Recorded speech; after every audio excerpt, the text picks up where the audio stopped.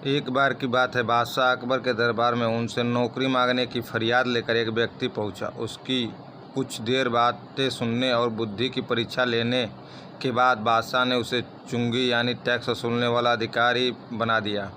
बीरबल भी उस दरबार में मौजूद थे। उन्होंने उसे कुछ देर ध्यान से देखने के बाद कहा कि बादशाह, यह व्यक्ति ज़्यादा ही चालाक लग रहा है। यह जल्द ही कुछ न कुछ बेईमानी जरूर करेगा। होते होते कुछ समय गुजर और तब तक उस व्यक्ति ने टैक्स वसूलने का काम पूरी तरह संभाल लिया था। एक दिन बादशाह अकबर के पास एक दो व्यक्ति उस अधिकारी की शिकायत लेकर आए। शिकायतें मामूली थी, इसलिए उन पर ज़्यादा किसी ने ध्यान नहीं दिया। उसके बाद रिश्वत लेने और जनता को परेशान करने के आरोप भी उस अधिकारी पर लगने लगे। इतनी शिकायतें आने पर बादशाह ने सोचा कि इसका तबादला ऐसी जगह कर देता हूँ जहाँ इसे बेईमानी करने का मौका ही न मिल पाएगा।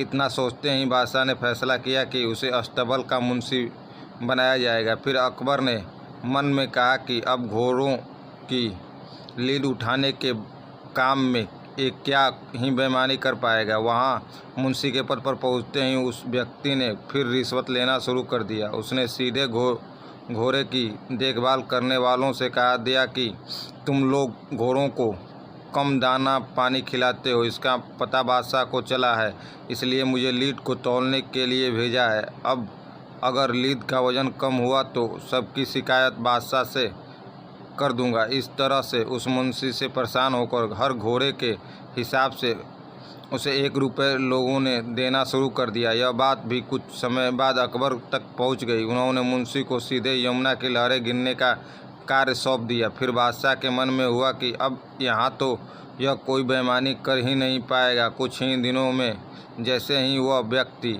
यमुना किनारे पहुँचा तो वहाँ भी उसने अपना दिमाग दौड़ा लिया। वो नाव से सवारी करने वालों को रोक रोक कर कहता कि मैं लहरें गिन रहा हूँ, ऐसे में तुम लोग यहाँ से नहीं निकल सकते हो। इसी जगह पर 2-3 दिन तक रुकना होगा। रोज़ रोज़ ऐसी बातें सुनकर नाव चलाने वालों ने अपने कार्य को जारी रखने के लिए उसे 10-10 रुपये की रिश्वत देना शुरू कर दिया। अब यमुना किनारे भी वो व्यक्ति खूब बेईमानी कर रहा था। 1-2 महीने में यह बात भी बादशाह तक पहुँच गई। तभी अकबर ने एक लिखा हुआ आदेश भिजवाया, नाव को रोको मत, जाने दो। वो व्यक्ति चतुर था। उसने बादशाह के आदेश वाले पत्र को नावों को रोको मत, जाने दो कर दिया था। इस थोड़ी हेर फेर के बाद उसने मन अकबर का आदेश वहाँ टंगवा दिया। आखिर में उसे परेशान होकर बादशाह ने उसे नौकरी से ही निकलवा दिया। तभी बादशाह को बीरबल की बात याद आ गई कि ये आदमी बेईमानी जरूर करेगा। तब उनके मन में हुआ कि मुझे उससे पहले गलती में ही कठोर दंड देना चाहिए था। दुष्ट अपनी दुष्टता, बेईमान अपनी बेईमानी कहीं भी जाने पर नहीं छोड़ता। यह वीडियो आपको अच्छी लगी हो तो हमारे YouTube चैनल को सब्सक्राइब करें, कमेंट करें, शेयर करें।